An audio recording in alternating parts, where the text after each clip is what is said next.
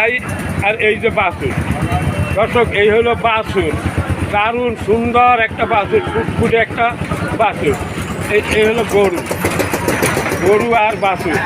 শাহপুরের হাট, হাটের নাম শাহপুর।